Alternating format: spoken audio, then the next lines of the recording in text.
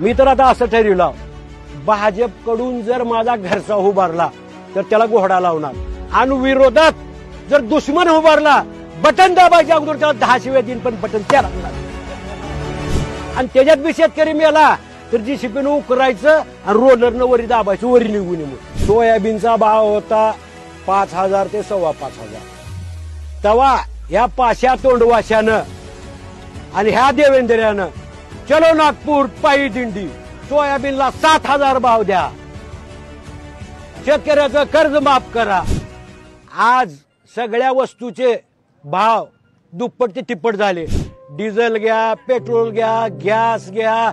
खताचा भाव काय होता 400, पुन्हा त्याच्यात जीएसटी. 400चा भाव आज 1450. किती वाढले? तिप्पट. आणि मालाचा भाव 800 कमी, 4200 विकतोय, 4300 सोयाबीन. अरे ह्याच्यात माणसं काय, तुम्ही देव ज्याला म्हणता त्याला आणून उतरावा आणि जग म्हणा, त्याला बी आत्महत्याच करावं लागते.